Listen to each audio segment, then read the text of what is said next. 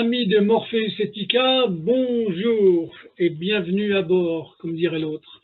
Alors aujourd'hui, ça va être très simple. C'est pas une émission comme d'habitude, donc ça sera bien un témoignage un petit peu particulier parce que je vais avoir une invitée, mais on n'aura pas un entretien tous les deux.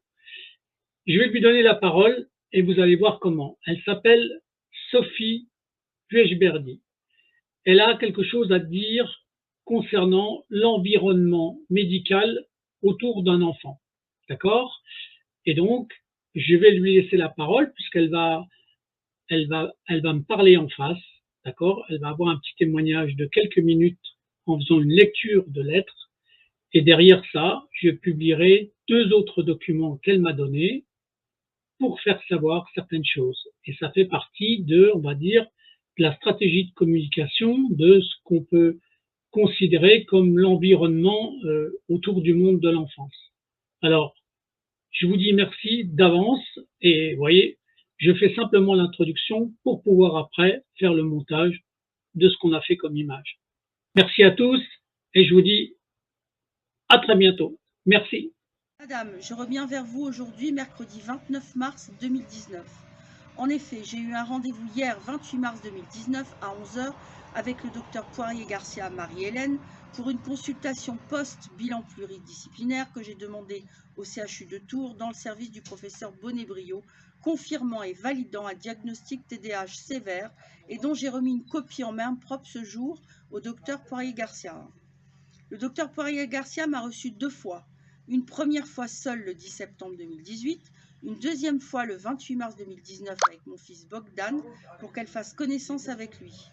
Je note que lors du rendez-vous, nous avons échangé en main propre le bilan complet du CHU de Tours et ce que vous appelez le dossier médical du centre de Bogdan, contenant en majorité des notes internes et appréciations rédigées par pas moins de 15 personnes dont ni les titres ni les fonctions sont indiqués.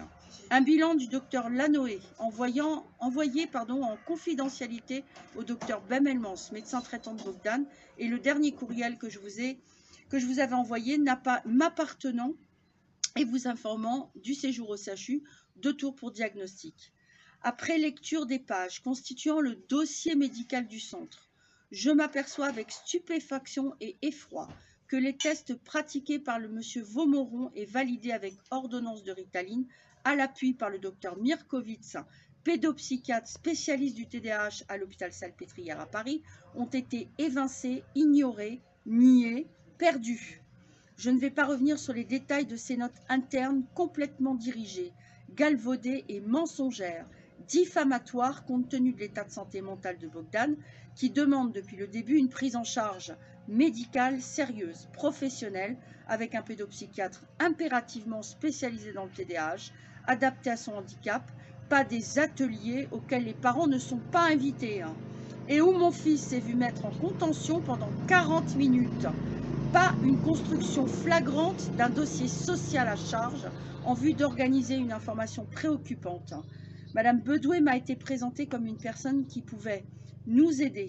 Tout cela chapeauté par le docteur Poirier-Garcia depuis le début, traitant Bogdan comme un délinquant sans jamais l'avoir vu, tout en laissant Madame Maxime, généraliste non reconnue au Conseil de l'Ordre des médecins et encore moins pédopsychiatre, consultant seul, continuer à prescrire de la Ritaline. Un enfant normal ne prend pas de Ritaline. Je note encore avec effroi que le docteur Poirier-Garcia fait une synthèse pluridisciplinaire le 12 janvier 2017, se basant entre autres sur les propos de Madame Maxime, sans jamais avoir rencontré ni Bogdan ni moi-même, mettant en évidence, je cite, un questionnement sur maltraitance suite aux propos entendus. Vous comprendrez ma surprise et mon indignation quant au fait du silence du docteur Poirier-Garcia lors des 2 consultations, la première seule, le 10 septembre 2018, soit 20 mois après le signalement et l'enquête sociale, dossier vide, comme d'habitude, qu'elle a diligenté avec la complicité de Madame Bedoué et Madame Maxime, censée être la pédopsychiatre qui suit mon fils et dont, soit dit en passant, aucun compte-rendu n'apparaît et pour cause. Et le second avec mon fils pour faire connaissance le 28 mars 2019.